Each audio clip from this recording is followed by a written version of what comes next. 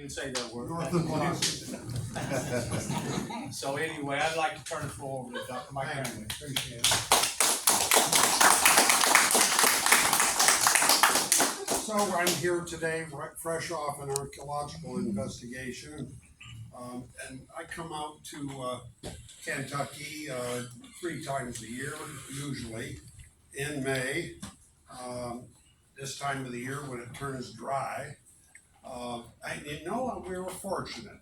In May we had 7 days of dry weather this year, and now we're on our 8th day of dry weather, and we might even get 20 days without any rain. Now that's a kind of a record, I think, for Kentucky. But then I come back out for the Kentucky Dam show, and I see a lot of faces here that I'm used to seeing at Kentucky Dam.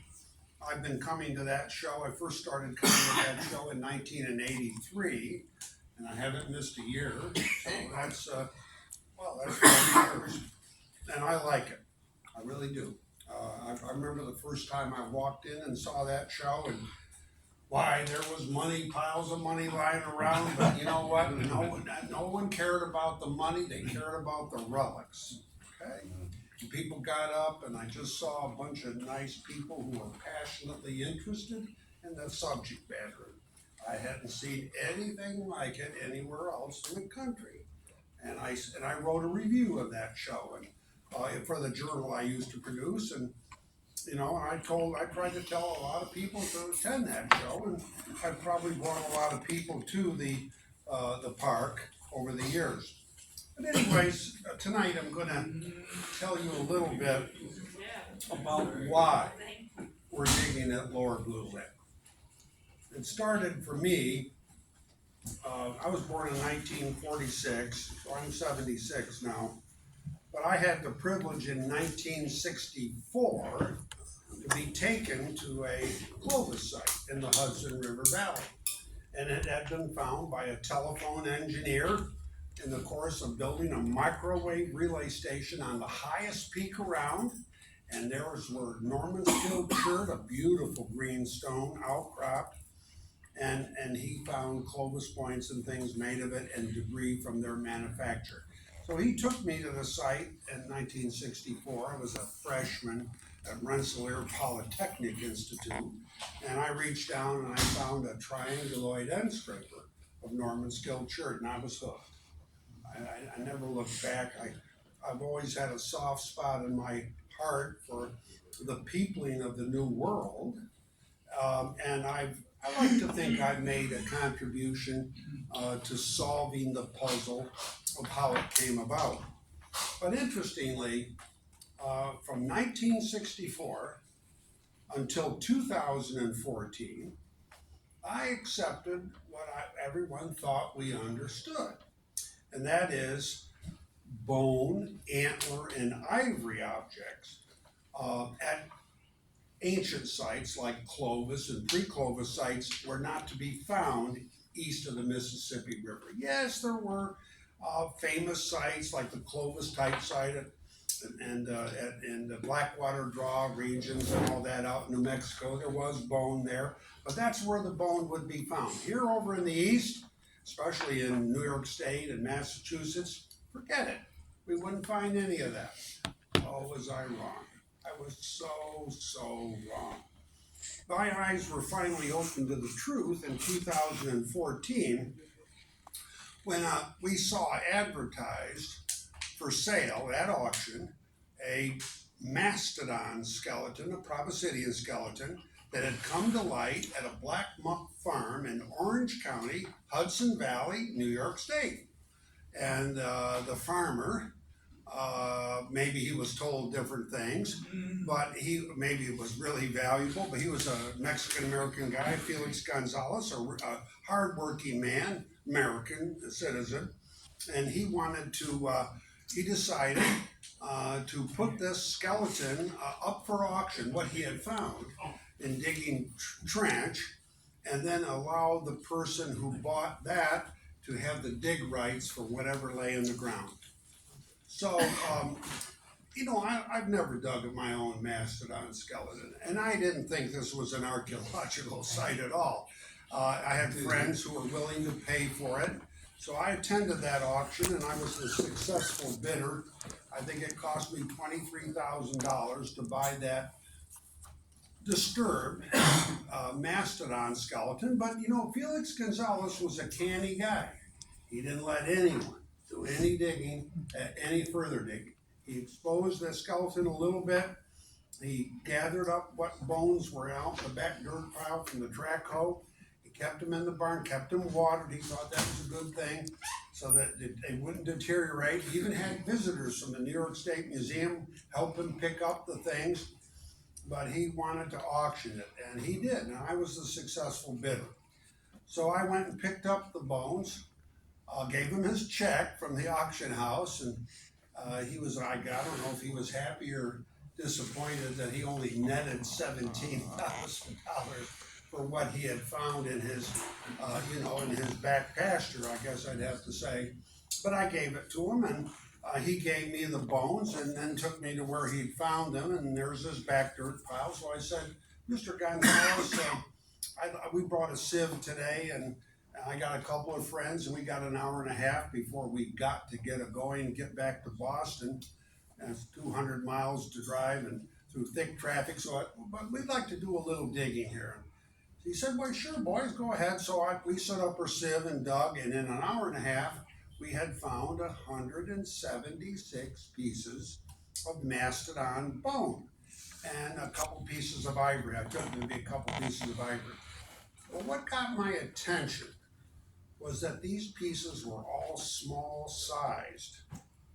It's as if they had been broken up intentionally. And sure, that's what proved to be the case. But we also found a piece of ivory, and it had been flaked. It was a tool. I recognized it immediately, and I couldn't believe it. We had stumbled across an archaeological site. So I got real interested. So I came back with my crew. That was in 2014, and we dug the site, and what did we find? We found the first identified ritual kill, and I say ritual, of a proboscidean in the New World. And it's not something that just someone coming up to an animal or killing it or scavenging it. No, this was an intentional event. And I could see this right away, that it was a structured event. And they harvested the animal. It was killed on the ice of a shallow lake, probably next to the water hole, where it was tethered to the water hole. You know, these animals had to have a lot of water. They need 25 to 50 gallons of water the year round, even if it's frozen. It's a white desert in winter, but they still got to have their water. And so they go to where springs come in, lakes, keep that water, it's warm water comes in there, they keep that ice open, it's thin, and they can get a drink every day of the year, even in the wintertime. So here was one of these places, and that animal was killed by the people. They knew exactly where that animal was, I'm sure they did. They knew exactly where to come and kill that animal. But what I found, what was left of the skeleton, it wasn't like any National Geographic magazine ever told me it was like, these animals being killed. It was complete. It had a different method of killing. I'm pretty sure now it's a standard method of killing. And then after they killed the animal, they took the tools, all made of proboscidean bone and ivory, that they had used in the operation of killing or transporting the meat, big drag handles and so forth, spear points, atlatls. You know, people had talked about Clovis atlatls. We found the first Clovis atlatls, 21 atlatls. They were all beautifully made from proboscidean rib, and yet, what had they done with those atlatls? They broke them into equal-sized fragments and put all the fragments on the thorax of the animal. They were all heaped there next to the anvil stone used to break them. So, I mean, I've never seen anything like that before. They were V-notched on the end. They were beautifully made, these atlatls. Not so sure they were intended for everyday use. they might have been made solely for the purpose of killing this proboscidean. But they left everything there. I did the strontium analysis and I found out that every piece of bone, every piece of ivory that was deposited on that skeleton of that freshly killed mastodon had come from a different geochemical province. So that suggested that might have been close by, might have been 50 miles away, but surely had been done many years before I reasoned. Then the things they harvested from the skeleton were taken to the camp on the dry land just 15, 20 feet away, and they were made into new implements that would be used then to kill the next proboscidean. You see the logic of it? It was immediately obvious to me that I had found something very special. But what made it special? I was finding bone and ivory artifacts in the Northeast where I got told and believed for 50 years I would never find such a thing. So it's sometimes accidents. This was purely an accidental discovery. I didn't know the first thing about it, but it turned out to be the most important archaeological site I'll ever dig in my life. And we produced a book about it. Here it is. It's a big volume. There are a lot of appendices on it. And to make the long story short, this animal we had dated by 3 different labs, the collagen in the tusks, and this animal died about 13,028 years ago. Okay, that's the group being. It's really well dated. And after that, there was the Younger Dryas event with the cometary particles, and they were deposited on top of the bones and beside the bones, but underneath. There were none of these cometary particles. This event took place 12,900. I don't know if you realize, but we had a near miss, I guess I'd have to say, I hope it was a miss, of our planet by a comet, pretty good sized comet. It changed the weather, oh yes, but still in some places where, let's say, caribou was the primary food source, caribou still tolerated the climate change, but it may have drastically altered things. So I hope we don't get hit by a comet like that tomorrow, because I think it would do some severe damage, probably interrupt all our cell phone traffic, that's for sure. But in any case, back then this was a severe event, and left tons of these little particles floating in this shallow lake, and the waves pushed them up to the beach where the people were living. And it's the richest deposit of these wonderful little particles, and that's all discussed in an appendix in here. These are wonderful particles. If you like that kind of thing. And there's friends of mine who are astrogeologists. There's a Cometary Research Society, believe it or not, probably has as many members that are in this room. And these are guys, scientists who go around the world looking for traces of this particular event.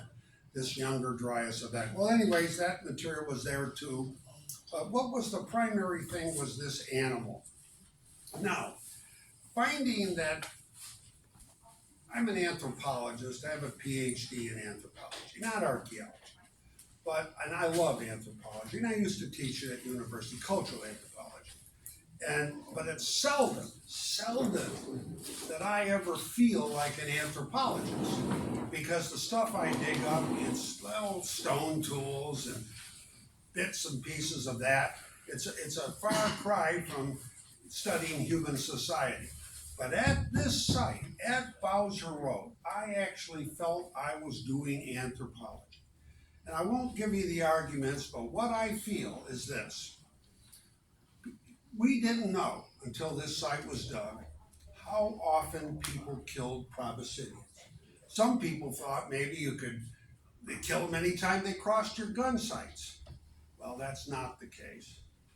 If you want to kill a proboscidean and not die yourself, it has to be a carefully engineered event. This is a 10-ton animal. You can't go up against it with naked spears thrown with an atlatl. No, what you're going to do, you're not going to get through to the vitals. What you're going to do is annoy the animal, and you're going to turn to jelly. All right? That's the truth of it. So how do they go about killing this animal? Just like the Africans. I'll tell you what, they sneaked up behind it, distracted its attention when it wasn't looking, sneaked up behind it as we know the Africans did before they had AK-47s, and severed the Achilles tendon. The Achilles tendon here is shown in orange in a proboscidean, and it's very exposed. This is its Achilles tendon. This is its point of weakness. So if you chop through that, what happens? The animal can stand, but he can't walk, and he'll go to the ground. And when he goes to the ground, then you can come from behind him. Don't go in the front because he's still quite strong and they can get at you. But if you come from behind with an addle and a dart, tipped with a piece of bone or ivory from another proboscidean, and you're accurate with it, and you throw that at 175 miles an hour, you're trying to hit either side of the backbone, the vertebrae. Where the ribs join the vertebrae, they become, instead of flat, they become rounded. And there's a foot on either side where the ribs are rounded, and if you get in between the ribs, and it's pretty easy to do, or they slide off the ribs, they'll go right into the aorta. The animal is dead. It's like the Spanish matador who goes over the horns of the bull with a sword, and he puts it right in. He's putting it in the same place, to either side of the backbone, where the ribs are rounded, boom, and he gets it, and sometimes that animal dies instantly. Well, that's what they're trying to do. That's how the proboscideans are being killed. Not people going up against them and shooting darts at them and hope they get lucky. No, it's done in a programmed manner. And probably young men, I should think, still, or not young men, they were boys. They look forward to this hunt because if they went through the hunt successfully, they would become men. They were free to marry. The two halves of a Clovis tribe came together, the Moieties. They came together, and this is the time when you found your wife and the other Moiety, and then in the other Moiety, a woman found her husband. It's the time that, and this is very good for Clovis people, to have these periodic, let's just say, reunions. And how often did they happen? Well, probably as frequently as circumcision ceremonies happen in the old world and other rites of passage every 7 to 10 years. Why can't you have them more often? Because they're expensive. You have to have food for people and, guests, and it's expensive business. So they come together probably every 7 to 10 years to kill a proboscidean, not oftener. That sounds, you could probably sustain that kind of killing and not drive these animals to extinction. But what happens? Human population grows. We have 1,000 children when proboscideans have only 400. They have a gestation period of 22 months. We have a gestation period of 9 months. We all live to be the same age, proboscideans and ourselves, 60, 70, 70. And yet we outbreed the proboscideans. So even if you're only killing, the Clovis tribe is only killing a proboscidean once every 7 to 10 years, it's still too many. And I can say this because I've done the maths and I certainly have the evidence to prove it, that in any given region, when human population achieves parity with proboscideans, proboscideans only have 6 generations to live. So we inevitably killed off the proboscideans in this new world. Not climate change, not the Younger Dryas events, not diseases, all these kinds of fabricated ideas that we try to justify that we're the ones who killed off the animals. That's the bitter truth. And even American Indians, Native Americans, are not willing to accept that burden of guilt. They're just not prepared. They find other reasons. Say God struck them down because they had a bad disposition, proboscideans, and so forth and so on. But this does not ring true. But that leads us to another thing. I'm an old world prehistorian, so I'm quite familiar with the evidence that's in Eurasia. from, it's a huge continent. I mean, it's thousands of miles from France to eastern Siberia. Across that vast continent, the Proboscideans became the focus of religion, and they were hunted to extinction. It first started in Western Europe, and it spread as a wave, and we know this by the dating, into Czechoslovakia, Russia, Ukraine, where they're fighting today, all the way and got to Eastern Eurasia, 14.5 to 15,000 years ago. All the mammoths were gone. That's it. Done. Finished. People who like to organize their societies around periodic killing of these Proboscideans had two choices.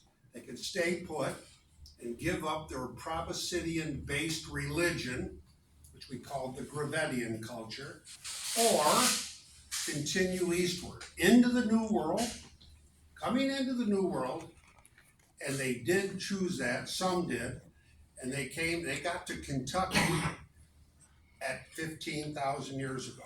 We know this now from our work at Lower Blue Lake. They got down to Chile, Monteverde site at the same time period, and they were killing Proboscideans there. So you see, they entered the New World, and because there was a shortfall, indeed no mammoths at all, they came into the New World to continue their mammoth killing ways. Yes, people probably came into the New World for other reasons at earlier times, just as they did for other reasons at later times. But this batch of people, the people I'm interested in, the Gravettian people, the slayers of Proboscideans, I think it's the coolest period in the past. I just love it. Because naturally I've walked with elephants in Africa, in Kenya, where I lived for 6 years. And when you walk with those animals out of doors with no cages in between you and them, it's an experience you will not forget for the rest of your life. All right, it impresses you, it humbles you. But in any case, these people came into the New World, and they got to Lower Blue Lick, and 15,000 years ago. How do we know that they got there that time? Because folks, we found a sled there, the oldest sled in the world. And I published it recently in this article in L'Anthropologie. This is the oldest journal of archaeology in the world. And here's an article here entitled Late Pleistocene Upper Paleolithic Sleds from Eastern North America. One of these early sled sites is in New York State. That's 13,000 years old, but the oldest one is right here in Kentucky. It was never glaciated during the Wisconsin period, so people could have got here 15,000 years ago without any problem. So we have a sled at this museum, and we bought the site to digging there because of that sled. And I'll talk to you about that sled in a minute, but it's just remarkable. It's the oldest sled conveyance in the entire world. And it in fact is the oldest well-dated artifact, absolutely dated artifact in all of North America. Is it wood? It's not wood. No, it's made out of tusks of a Proboscidean. Tusks and bone. And I'll tell you something.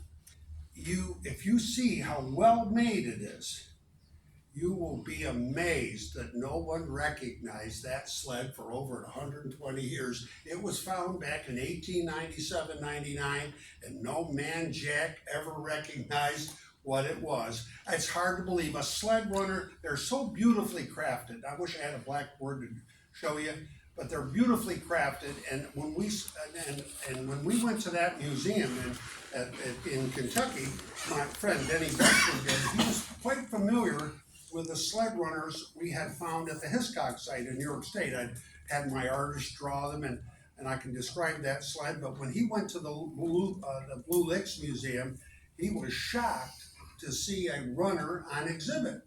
So he called me up on the telephone, all his voice quivering with emotion. He said, "Mike, we've got another sled runner."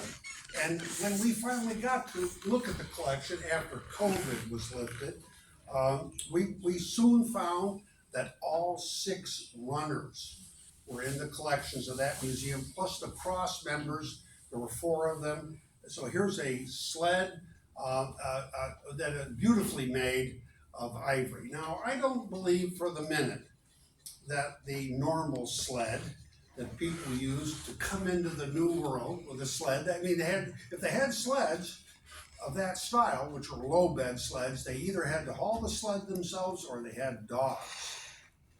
And at the Hiscox site in New York State, which is 13,000 years ago, we have a dog that was killed and eaten, which lay right next to the sled.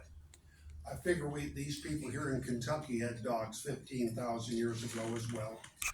But in any case, this is a very exciting thing. But these sleds that we know of in the New World, are made of ivory. And I don't think the normal everyday sled was intended for that. Proboscideans are sacred animals. If you accept that and follow my arguments, which I can't give you tonight, but still, if you follow that idea, then you'll realize that such a sled could not be used for ordinary purposes. What was it? It was a hearse. And in the Hiscox site in New York State, we have the burial of a 27 to 39-year-old woman, likely a shaman, in a sled that was used to haul her to her burial place, and a dog that was used to haul her, and a pile of artifacts that was next to her body, the classiest artifacts I've ever seen, a big shaman staff placed right on the skeleton.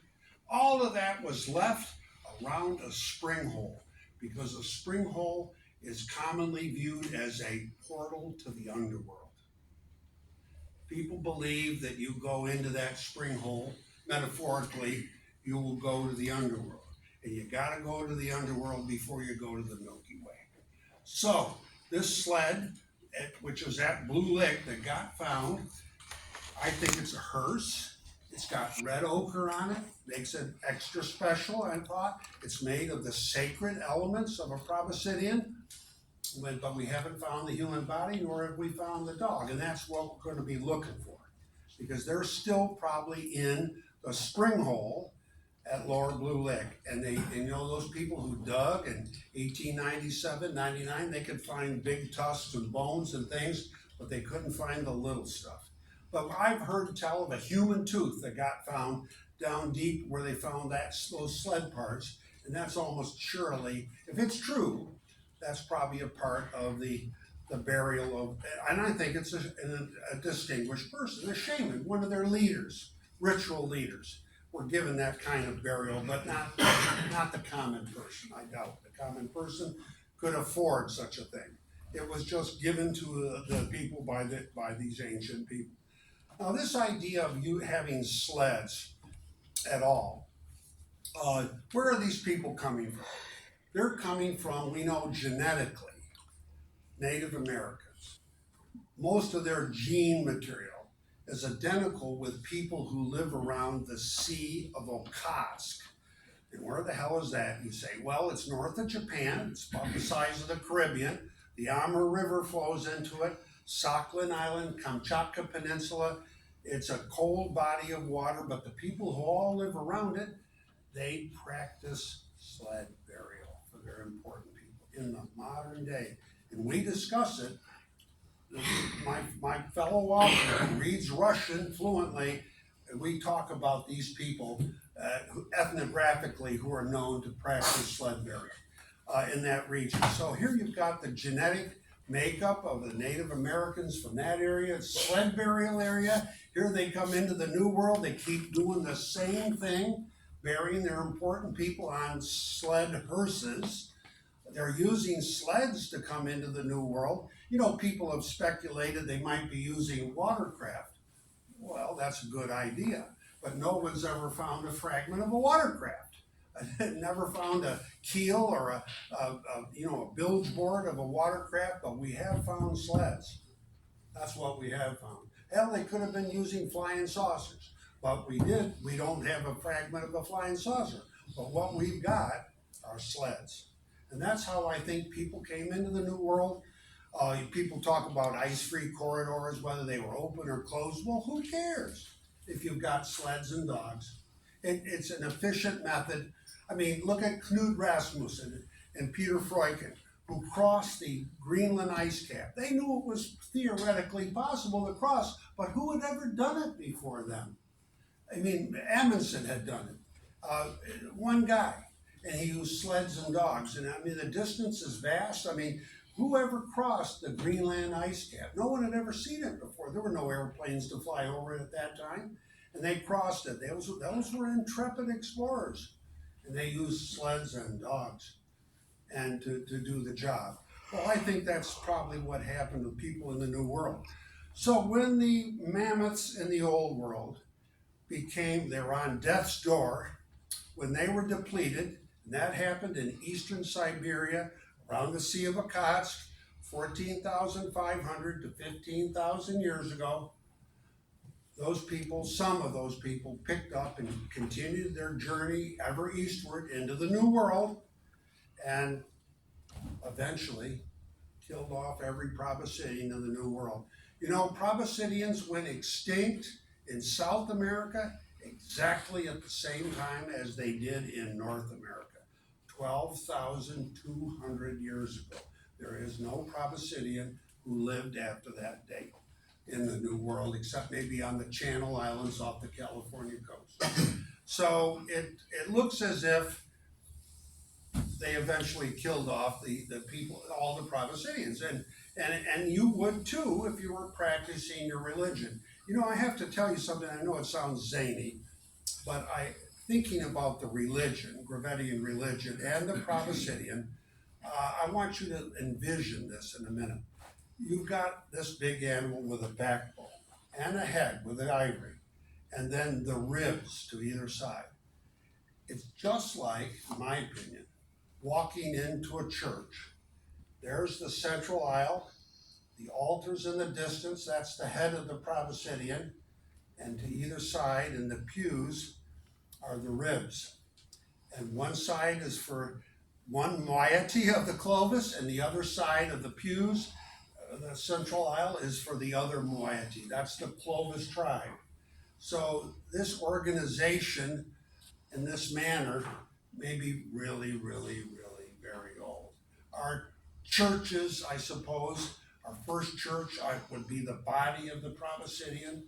You know, Proboscideans, to many people, are sacred animals, and I just can't abide their extinction.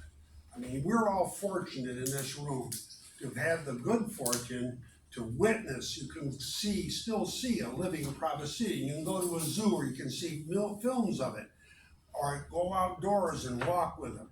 But you know, if those hunters of the northern climes had ever crossed the equatorial zone and got into Africa or India, we would not have the privilege of being able to witness a Proboscidean.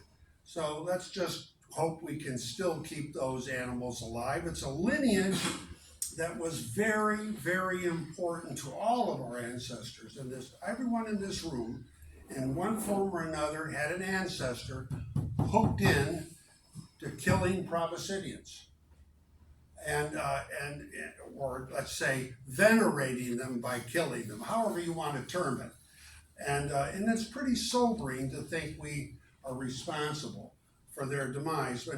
So what are we doing at Lower Blue Lake? We're trying to find the shamanist we think is there, the human being who was brought to that spring hole on that hearse, that sled of ivory.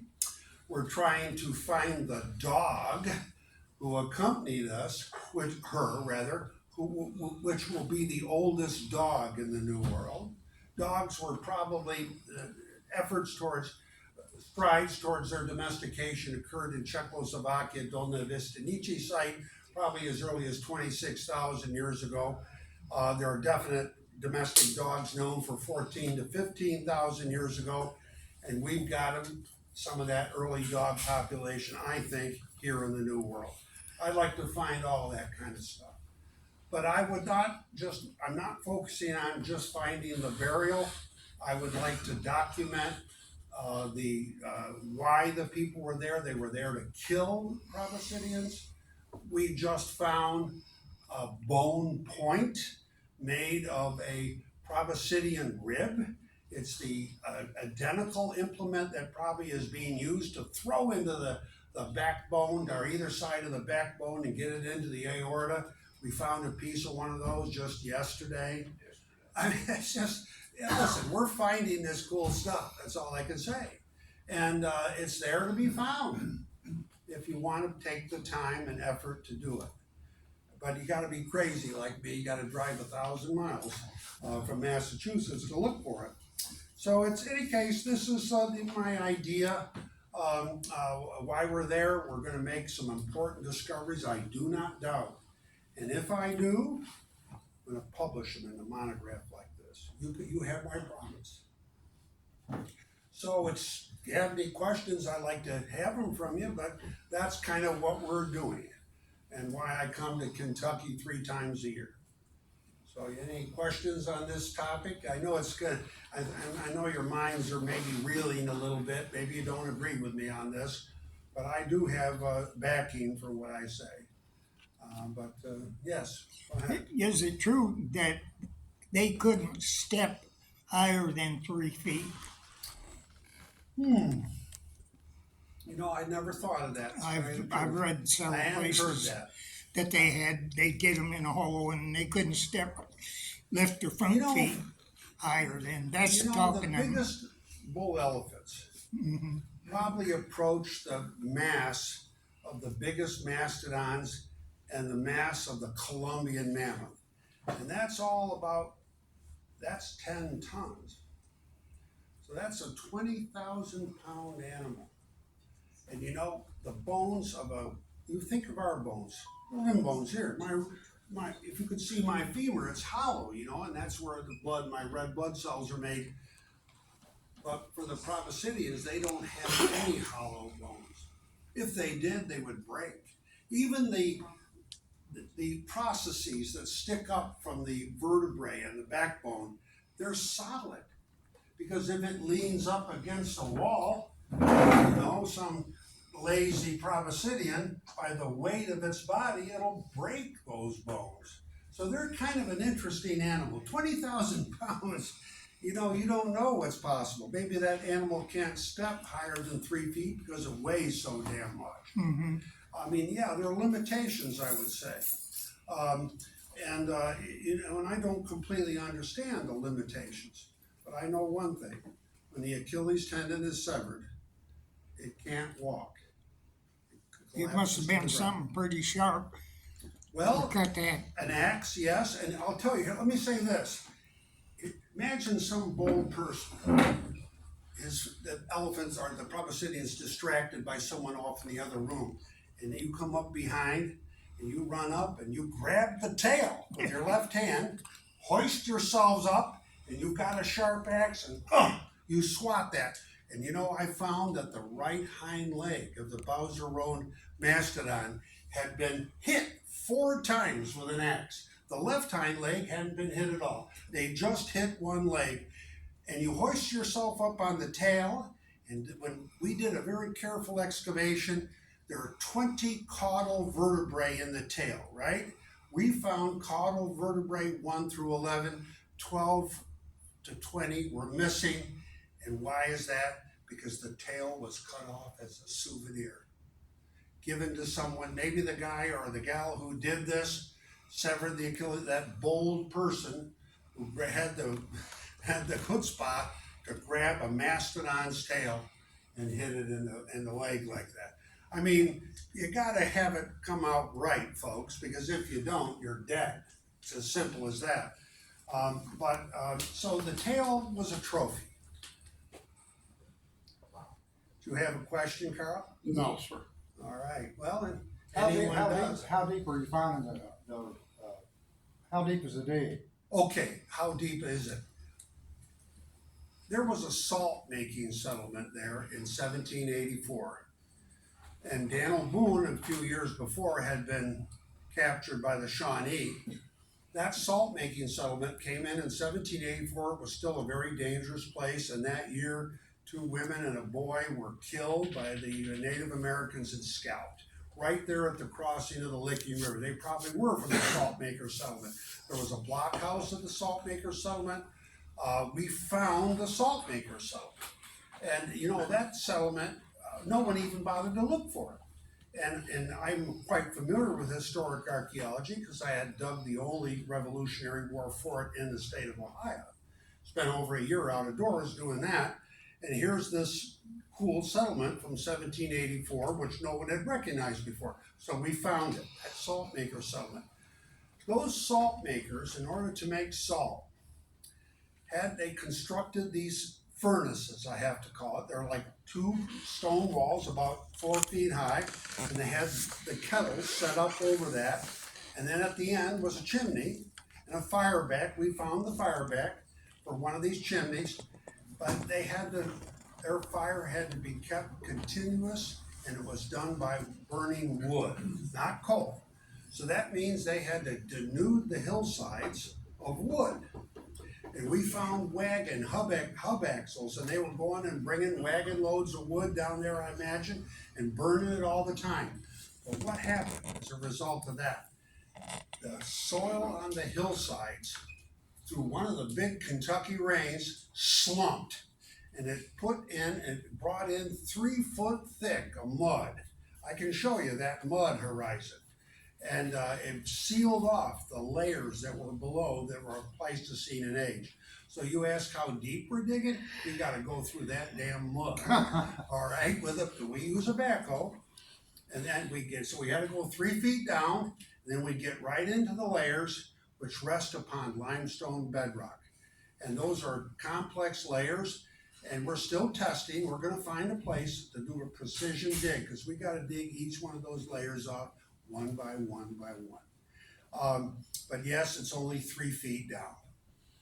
Yeah, that's. We had two fellas come What's to that? our meeting. I think they were just here one night, and they were older people, and one of them was a supervisor of a dig, and they introduced themselves, and they were talking of tusk is 10 feet long.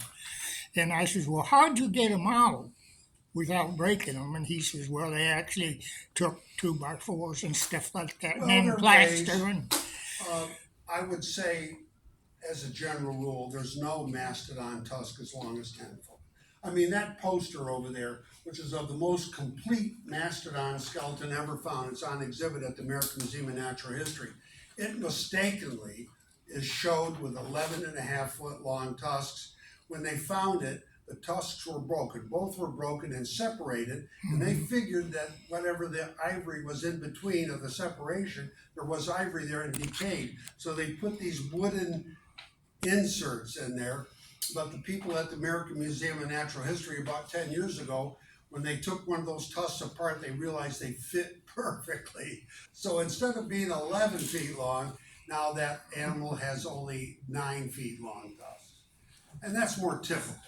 The mammoths conceivably had somewhat longer tusks. Depends if you measure over the curves. Now, I tell you one thing you may find interesting. I've just finished looking at the teeth in the museum, and there are 37 mammoth teeth in storage at the museum, or mastodon teeth, and only 1 mammoth tooth. And then some of the collection from Lower Blue Lick is at the University of Kentucky at the Webb Museum. I've looked through all the teeth there. We have about 15 or 16 teeth, or mastodon teeth, and fragments of 2 or 3 mammoth teeth. So at this site, mammoths are outnumbered by mastodon teeth, let's say almost 3 or 4 to 1. And that's probably an indication that I don't know when the people first arrived at this site whether there were any mammoths still living around, but there certainly were mastodons. There was probably mammoth ivory to collect in the permafrost soils, and you could make sleds out of both kinds of ivory. But this sled that we have at Lower Blue Lick, the most important runners, the long ones that are in the center of the sled, they're the load-bearing runners, They have identical age, each runner on the side of the sled, and it comes out 12,500 radiocarbon years, which calibrates to 15,000 calendar years, making it the oldest sled in the world. In any case, this essay here, this is the International Journal. It goes even to our Russian colleagues, all right? Goes all around the world, Chinese, Russian, Japanese. People all around the world are gonna know about this part of Kentucky called Lower Blue Lick. I guarantee it, won't take long. And some people will probably come to this museum to see the sled, which the state of Kentucky in its infinite wisdom is spending some serious money stabilizing these runners and the cross members. And I'm gonna help them exhibit this. I have a big drawing that was done for me by an artist out of this gal named Ren Harvey out of Nashville. And she did a great drawing, a reconstruction. We're gonna blow that drawing up, and in a couple years, you go to Lower Blue Lick and you're gonna see the world's oldest sled on exhibit. And it's worth looking at. Dr. Gramley, is the sled runner still in the case that was in? No, unfortunately, the one that Denny Vesper witnessed, which started the whole damn Kevin went up thing. there the other day and he couldn't find it. No, that has been sent off to Chicago to conservators, and it's being stabilized. Well, I just, if anybody decides to go up there, it's not that far, y'all could be there in just a few hours. But it's not, they're not ready, but I'll tell you what, I'll let you all know when that's ready to be looked at. It's certainly gonna be worth the trip. Now, here's another thing, I have to tell you this, I'm still in shock. When we went to see the collections from Lower Blue Lick, which are at the Webb Museum, last year we went there, the University of Kentucky, I told you there were 15 mastodon teeth and 2 or 3 mammoth teeth. Well, here's this one mammoth tooth, and it's half of a tooth, but it has been ground flat on the roots. Not by modern people, no, by Clovis people. And what were they doing with that? Almost assuredly making a figurine of a Proboscidean out of it. That idea that we don't have art in the New World as comparable to the art in the Old World, that's another figment of the imagination. We certainly do. So I went through the collections here back about a week ago in the museum at Lower Blue Lick, the Pioneer Museum, and there were those 37 mastodon teeth. I saw 2 figurines made from teeth, the big teeth, the 5 pointers, the 5 cuspers of mammoth. They were mastodon. They were made from those teeth. And boy, I'm going to get those drawn by an artist. People were using teeth to make sculptures. They were grinding the sides flat, very intelligently doing this. And so I think this is some of the coolest stuff that we can find in North America. And it's just a wonder that no one's ever recognized it before. It's funny, you can make these great discoveries in museums sometimes. You don't even have to go out and dig. It leads you to dig, though. It certainly does. What are your feelings on the pre-Clovis? What's that? The pre-Clovis. You got any thoughts on Well, that? there's a good question. The oldest Clovis point that we have any record of is from the El Fin del Mundo site in Mexico. It's 13,500 years. Then the Aubrey site in Texas, 13,400 years. But they had to be something older than that. But 15,000 years? No. It's a Cumberland point if it's going to be anything. Cumberland's, of course, I argue that the oldest Cumberland point is older than the oldest Clovis point. That's kind of an idea I'm known for, but it's based on archaeology and digging at the Phil Stratton site in Kentucky, in Logan County. And we dated the occupation there. I spent $10,000 in dating the occupation at Phil Stratton. And let me assure you, the age of the Phil Stratton site is between 14,350 and 14,750 years calendar, making it a full 1,000 years older than the oldest dated Clovis point. And yet, that's only a middle stage Cumberland site. There's an early stage, and then whatever gave rise to the Cumberland Points, the El Hobo business. So, folks, we have things 16,000 years ago, let's say, the New World was a happening place. And there was a lot of changes, and people came in, and I wish I had a time machine, go back then. You'd see some damned interesting things of that, I am sure. Including the killing, the predation of Pravicidians. Yes, sir. Oh, if you didn't have questions. Well, listen, thank you very much, folks. Thank you. For listening to me. Thank you.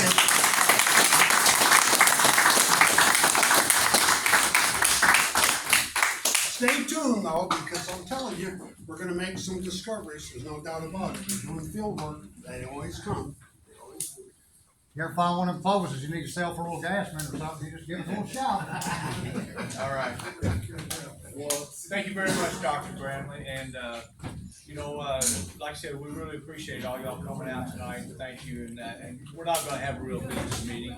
Dr. Gramley has some items that he may ask that you take a look at, and, there's some really good information, and I tell you, I really thank you all for everything, and good evening. Good night. Thank you.